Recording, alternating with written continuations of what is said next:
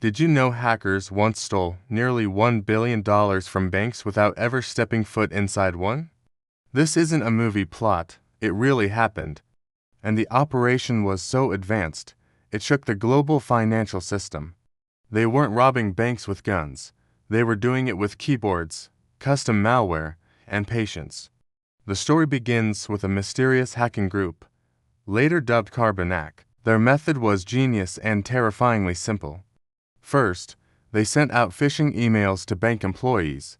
These emails looked official, sometimes disguised as job applications or internal communications. But they contained malicious attachments. Once opened, the malware secretly installed itself on the employee's computer, and that was just the beginning. This malware gave hackers remote access to the bank's internal systems.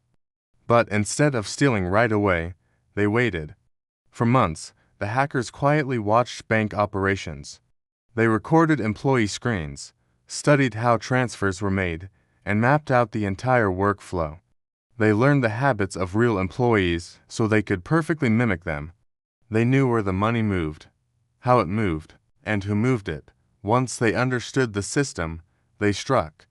In some cases, they hacked into the system that controlled ATMs and made them spit out cash at specific times while accomplices waited nearby to grab the money.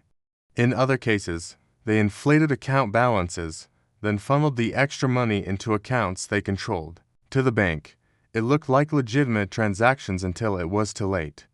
One bank in Ukraine reportedly lost $10 million in a single hit.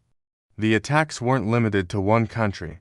Over 100 financial institutions across 40 nations were targeted. Some banks lost millions. Others didn't even realize they were hit until forensic teams uncovered the breaches. By the time investigators pieced it all together, the hackers had already stolen up to $1 billion.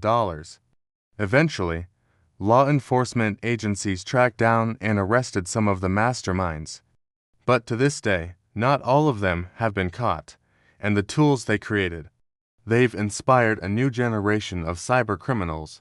This heist wasn't just about money, it was a warning about how vulnerable our most secure systems really are. Hackers aren't coming through the front door anymore, they're already inside the system. If you found this story mind-blowing, hit like and subscribe for more true cybercrime breakdowns. Because in the world of digital crime, the biggest heists leave no fingerprints, just code.